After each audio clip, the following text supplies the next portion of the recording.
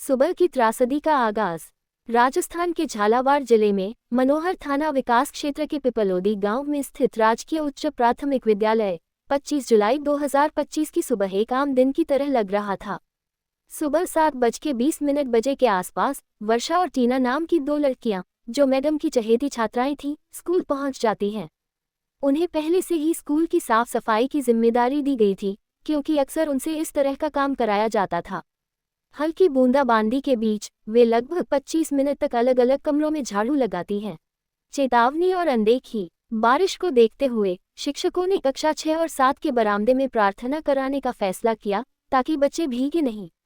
लगभग 35 छात्र छात्राएं, जिनमें कक्षा 6, 7 और 8 के बच्चे शामिल थे, प्रार्थना के लिए बरामदे में एकत्र हो जाते हैं। वर्षा और टीना भी झाड़ू लगाकर अपनी जगह पर आ जाती हैं। प्रार्थना शुरू होने से ठीक पहले वर्षा के ऊपर एक छोटा पत्थर गिरता है। वह तुरंत शिक्षकों को बताती है कि मैडम जी, सर जी, देखो कंकड़ गिर रहे हैं, ऊपर से चूना गिर रहा है। लेकिन मास्टर जी उन्हें शांत रहने का आदेश देते हैं। टीना भी और ज्यादा गिरने की बात कहती है, लेकिन उन्हें भी खामोश रहने का इशारा कर दिया जाता है। भयावह पतन। शिक्षकों के शांत रहने के इशारे के बाद बच्चे चुप हो जाते हैं और प्रार्थना शुरू हो जाती है। अचानक पूरी छत भरभरा कर गिर जाती है। चीख पुकार मच जाती है। विद्यालय की प्रधानाध्यापिका मीना गर्ग चीखते हुए कहती है, मेरे बच्चे दब गए हैं, और रोने लगती हैं। बाकी स्टाफ, जो बरामदे से थोड़ा बाहर खड़ा था, वह भी रोने लगता है। 35 के 35 बच्चे उस बरामदे में फंसे रह जाते हैं। टीना और वर्षा किसी तरह मौका पाकर निकल जाती हैं, लेकिन वे भी चीखती चिल्लाती हैं और मदद के लिए गुहार लगाती हैं। गांव वालों की मदद और शुरुआती बचाव। बच्चों और शिक्षकों की चीखें गांव तक पहुंचती हैं। गांव वाले, चाहे बच्चे हों, बूढ़े हों या जवान, तुरंत स्कूल की तरफ दौड़ पड़ते हैं। वे अपनी आंखों से ईंटें हटाना शुरू कर देते हैं, जैसे भी संभव हो मदद करने का प्रयास करते हैं। शुरुआती प्रयासों के बाद पता चलता है कि 19 बच्चे मलबे में पूरी तरह से दब गए हैं। गांव वाले पूरी ताकत से काम करते हैं, नज़दीकी पुलिस स्टेशन और 112 नंबर पर सूचना देते हैं। प्राथमिक स्तर पर बचाव अभियान गांव वालों और शिक्षकों द्वारा शुरू हो जाता है। बढ़ता मौत का आंकड़ा और परिवारों का दर्द। देखते ही देखते 4-5 बच्चों को बाहर निकाला जाता है। उन्हें तुरंत 15 किलोमीटर दूर मनोहर थाना के स्वास्थ्य केंद्र CHC ले जाया जाता है। वहां पहुंचने पर डॉक्टर बताते हैं कि 4 बच्चों की पल्स मौके पर ही बंद हो चुकी थी। जैसे जैसे समय बीतता है, बच्चों के मरने की संख्या बढ़ती जाती है और अंततः 7 बच्चों की मौत की पुष्टि हो जाती है।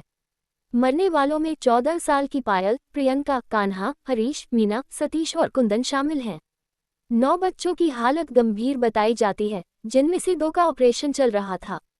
छोटू लाल, जिनकी बेटी मीना और बेटा कान्हा इस हादसे में मारे गए, और वीरम, जिनका बेटा कुंदन भी इस त्रासदी का शिकार हुआ, अपने बच्चों को खोने के बाद दर्द से बिलख रहे थे। आरोप प्रत्यारोप और सरकारी प्रतिक्रिया। हादसे की खबर पूरे देश में फैल जाती है और राष्ट्रपति, प्रधानमंत्री, मुख्यमंत्री, शिक्षा मंत्री सहित सभी संवेदना व्यक्त करते हैं। इसके बाद आरोप प्रत्यारोप का दौर शुरू हो जाता है। गांव वाले बताते हैं कि उन्होंने कई बार स्कूल स्टाफ से भवन की मरम्मत कराने को कहा था, लेकिन कुछ शिक्षकों ने 200-200 रुपये चंदा इकट्ठा करने को कहा। वे ये भी कहते हैं कि सरकारी तंत्र की तरफ से कोई मदद नहीं मिली। हादसे के बाद प्रदेश सरकार तुरंत 200 करोड़ रुपए जारी करती है, ताकि सभी जर्जर विद्यालय भवनों को चिन्हित कर उन पर काम शुरू किया जा सके। DM अजय सिंह राठौर पत्रकारों को बताते हैं कि यह विद्यालय जर्जर भवनों की सूची में नहीं था और स्कूल की तरफ से कोई शिकायत नहीं की गई थी। जिम्मेदारी और जागरूकता का आह्वान। मीना गर्ग, जावेद आलम, रामविलास, कन्हैयालाल सुमन और बद्रीलाल लोधा जैसे शिक्षकों को तत्काल प्रभाव से निलंबित कर दिया जाता है। कहानी का उद्देश्य किसी को परेशान करना नहीं, बल्कि लोगों को जागरूक करना है। ये बताती है कि सरकारी विद्यालयों में सिस्टम निचले स्तर से ही गड़बड़ है और ऊपरी स्तर पर भी पूरी ईमानदारी से ध्यान नहीं दिया जाता। ये सभी से आग्रह करती है कि भविष्य में ऐसे हादसों से बचने के लिए अपने विद्यालयों से संबंधित सभी शिकायतों को लिखित रूप में दर्ज करें, भले ही प्रशासन कार्रवाई करे या न करे, ताकि भविष्य में होने वाले किसी भी हादसे से बचा जा सके और कम से कम अधिकारियों को आरोप लगाने का मौका न मिले।